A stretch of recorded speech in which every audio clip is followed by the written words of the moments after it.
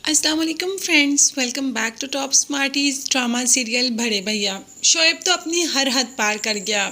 अब महविश ने भी कोई लिहाज नहीं किया और ज़ोरदार थप्पड़ शोएब के मुंह पर लगा दिया और कह दिया कि मुझे उन कमज़ोर औरतों में से मत समझना, मैं अपना दिफा करना जानती हूँ। फरी तो ये सब कुछ देख रही होती है। वो जानती है कि शोएब ने महविश के साथ बहुत गलत किया, मगर फिर भी चुप कर जाती है और शोएब इतना कुछ सुना देता है। बड़े भैया से कहता है कि महविश ने मेरे साथ गलत किया तो महविश को तो मुझसे माफ़ी मांगनी चाहिए। अब कबीर ने महविश से कहा कि तुम शोएब से माफ़ी मांग लो, मगर महविश से सब करने को तैयार नहीं है। जब मैंने कुछ गलत ही नहीं किया तो मैं माफ़ी क्यों मांगूं? इस तरह मेरी बहन का घर बर्बाद हो जाएगा। तो फरी ने कहा कि बहन का घर, आप उसको उस जहन्नुम में धकेल रहे हैं। आप ये अपनी बहन के साथ मोहब्बत नहीं कर रहे, ये तो अपनी अपनी बहन के साथ दुश्मनी निभा रहे हैं। आप उस इंसान से बेहतर है कि अपनी बहन को घर ले आए।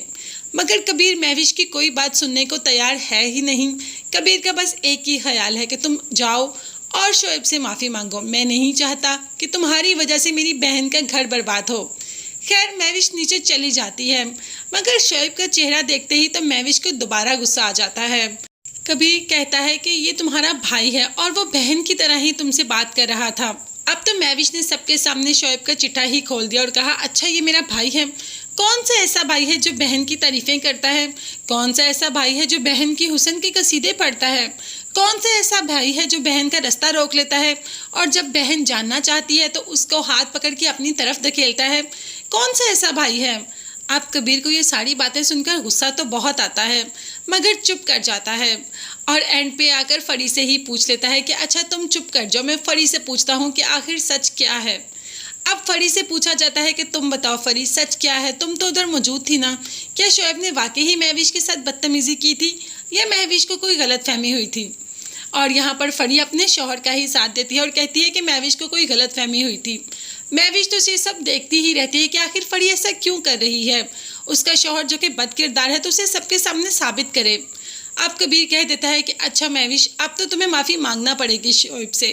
अब तुम शोएब से माफ़ी मांगो। जबकि महविश माफ़ी मांगने से इनकार कर देती है कि मैं झूठ के सामने घुटने कभी नहीं टेकूंगी, ये मेरी तरबियत है ही नहीं और मैं कभी भी अपने बाबा का सर इस बात पे तो झुकने ही दूंगी कि मैंने झूठ के आगे घुटने टेक दिए। कबीर महविश की जगह पर खुद माफ़ी मांग लेता है, शोएब से हाथ जोड़ता है कि मुझे माफ़ कर दो। अब फरी वैसे तो अपने भाई से इतनी मोहब्बत करती है और उसका भाई माफ़ी मांग रहा है शोएब से और कुछ भी नहीं बोली कि उसका इतना बड़ा भाई शोएब के आगे दोनों हाथ जोड़कर खड़ा है। मगर महविश से ये सब बर्दाश्त नहीं हुआ कि मैं ऐसे खोखले रिश्ते नहीं निभा सकती। अब तो मैं यहाँ बिल्कुल भी नहीं रहूँगी, मैं यहाँ से हमेशा हमेशा के लिए चली जाऊँगी, मगर माफ़ी नहीं मांगूंगी।